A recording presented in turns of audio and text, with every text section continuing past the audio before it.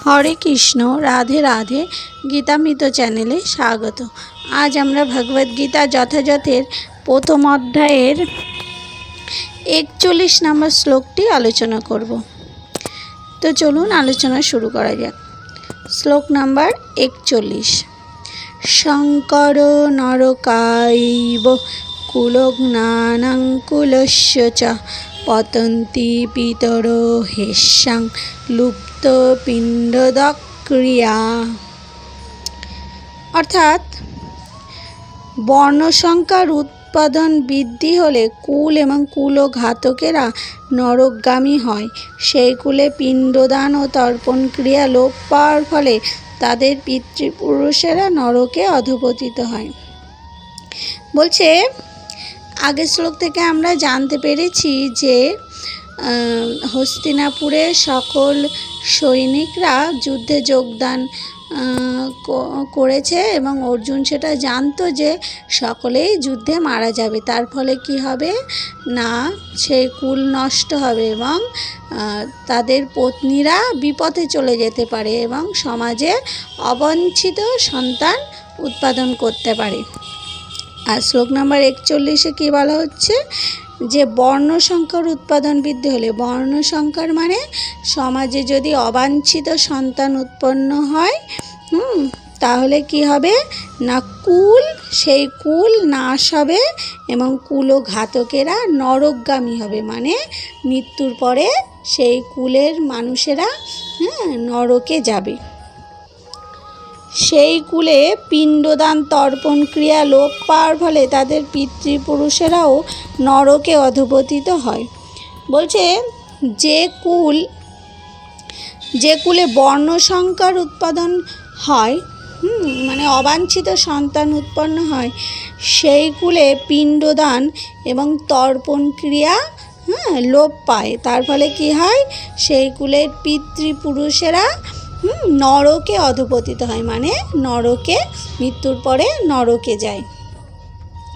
কর্মকাণ্ডের বিধি অনুসারে পিতৃপুরুষদের আত্মাদের প্রতি পিণ্ডদান ও জল উৎসর্গ করা প্রয়োজন। বলছে কর্মকাণ্ডের বিধি অনুসারে পিতৃপুরুষদের আত্মাদের প্রতি, মানে আমরা অনেকেই মহালয়ার দিন পিতৃপুরুষ মানে আমাদের যে কুলের যে পূর্বপুরুষেরা আছে যাদের মৃত্যু ঘটেছে তাদের জন্য আমরা কি করি না তর্পণ করি, তাদের জন্য পিণ্ড দান করি। তো বলছে কর্মকাণ্ডের বিধি অনুসারে পিতৃপুরুষদের আত্মাদের প্রতি পিণ্ডদান ও জল উৎসর্গ করা প্রয়োজন আছে। এই উৎসর্গ সম্পন্ন করা হয় বিষ্ণুকে পূজা করার মাধ্যমে। বলছে এই যে পিণ্ডদান করা এবং জল উৎসর্গ করা এটা কখন সম্পন্ন হয় না বিষ্ণুকে পূজা করার মাধ্যমে সম্পন্ন হয়। কারণ বিষ্ণুকে উৎসর্গকৃত প্রসাদ সেবন করার ফলে সমস্ত পাপ থেকে মুক্তি লাভ হয়। বলছে বিষ্ণুকে যে প্রসাদ দেওয়া হয়, যে ভোগ নিবেদন করা হয়, সেই ভোগ যখন বিষ্ণু গ্রহণ করেন তারপরে প্রসাদ হয়, সেই প্রসাদ আমরা সাধারণ মানুষরা সেবা করার ফলে কি হয় আমাদের সমস্ত পাপ থেকে মুক্তি লাভ হয়। অনেক সময় পিতৃপুরুষেরা নানা রকমের পাপের ফল ভোগ করতে থাকে এবং অনেক সময় তাদের কেউ কেউ জড়দেহ পর্যন্ত ধারণ করতে পারে না। বলছে আমাদের যে পূর্বপুরুষদের মৃত্যু ঘটেছে তারা নানা রকম পাপের ফলে নানা রকম ফল ভোগ করতে হয় তাদের জন্য। তাদের অনেক সময় কেউ কেউ মানে মৃত্যুর পরে আমরা জানি যে আমরা এক দেহ থেকে আর এক দেহে দেহান্তরিত হব মৃত্যুর পরে, মানে এই শরীরটা যখন এই মৃত্যু ঘটবে আত্মার কখনো মৃত্যু হয় না, শরীরের যখন মৃত্যু ঘটবে তখন আমরা পরবর্তী জন্মে আর একটা শরীর লাভ করব। তাই বলছে অনেক সময় পিতৃপুরুষদের মানে এই জড় দেহ মানে আর একটা দেহ তারা ধারণ করতে পারে না মৃত্যুর পরে, তাদের নানা রকম পাপের ফল ভোগ করতে হয়। সূক্ষ্ম দেহে প্রেতাত্মা রূপে থাকতে বাধ্য করা হয়। বলছে যে কুলে বর্ণসংকর উৎপন্ন হয় সেই কুলের পূর্বপুরুষেরা সূক্ষ্ম দেহে প্রেতাত্মা রূপে থাকতে নরকে যায়, তারা নরকে যায় এবং প্রেতাত্মা রূপে থাকতে বাধ্য হয়। যখন বংশের কেউ তার পিতৃপুরুষদের ভগবৎ প্রসাদ উৎসর্গ করে পিণ্ডদান করে, তখন তাদের আত্মা ভূতের দেহ অথবা অন্যান্য দুঃখময় জীবন থেকে মুক্ত হয়ে শান্তি লাভ করে।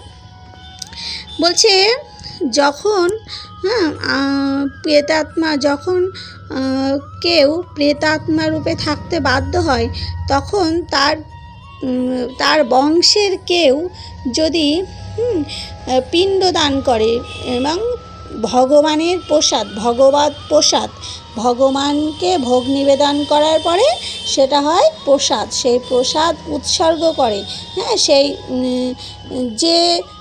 সেই বংশের কেউ মারা গেলে যার উদ্দেশ্যে পিণ্ডদান করা হয় তাকে ভগবৎ প্রসাদ, তার নামে ভগবৎ প্রসাদ উৎসর্গ করা হয় এবং পিণ্ডদান করা হয়। তার ফলে কি হয় না, তার আত্মা ভূতের দেহ থেকে এবং দুঃখময় জীবন থেকে মুক্তি হয়ে শান্তি লাভ করে।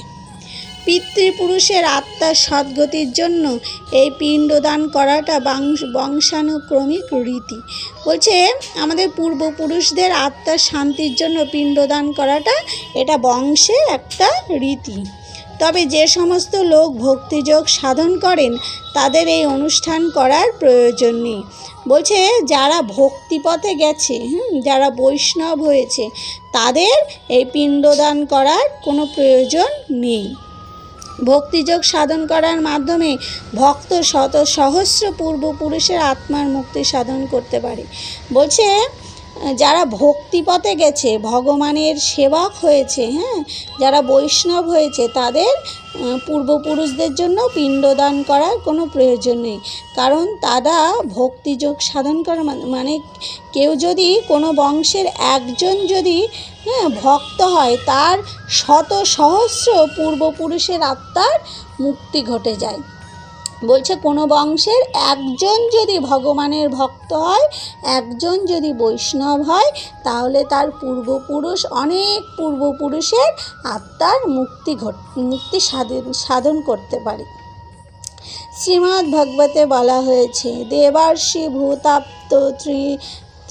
ভূতাপ্ত নৃণাং পিতৃণাং ন কিঙ্কর নায়মিনী চ রাজন সর্বাত্মনা য শরণ্যং গত মুকুন্দ পরিহৃত কর্তম। যিনি সব রকম কর্তব্য পরিত্যাগ করে মুক্তিদানকারী মুকুন্দের চরণ কমলে শরণ নিয়েছেন, ঐকান্তিকভাবে পন্থাটি গ্রহণ করেছেন, তারা দেবদেবী মুনি ঋষি পরিবার পরিজন মানব সমাজ ও পিতৃপুরুষের প্রতি কোনো কর্তব্য থাকে না। বলছে যে